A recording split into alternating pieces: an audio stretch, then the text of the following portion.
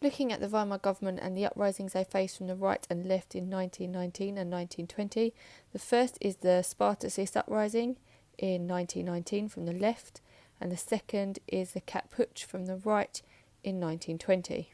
People were unhappy with the government for four main reasons. The consequences of World War I covers all of these reasons. The new German government had been forced to sign an armistice, an agreement to end the war in 1918. Kaiser Wilhelm had fled, leaving the government to hold elections, write a constitution, and try to govern the country in difficult circumstances. The British naval blockade had meant there were lots of food shortages in Germany, and this situation was not improving by 1919. Many people on the streets were angry with the new government for not being able to fix their immediate problems. The beginnings of inflation were starting to appear, and this began to fuel further unrest. In June 1919, when the government signed the Treaty of Versailles accepting blame for the war and reparations payments, the government were labelled as the November criminals, and unrest from the right and the left grew. Criticism of the government continued to grow, and the idea that people had been stabbed in the back by their own government took hold. Between 1918 and 1922, there were 376 political murders in Germany. The new Weimar government had to ride the wave of violent political unrest from both the right and the left.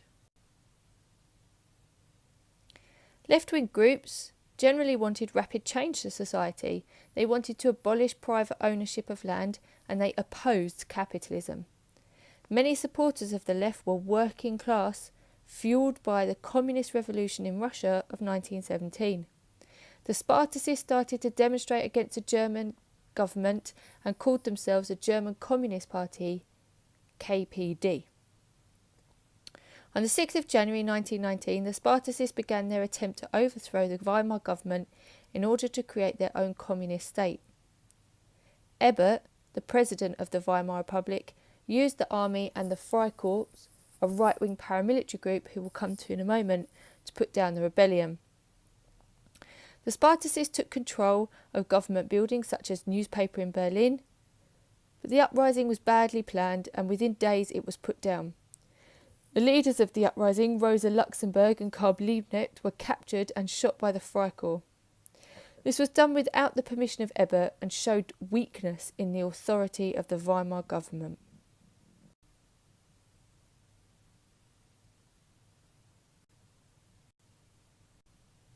The right-wing groups generally wanted a strong government with powerful leaders.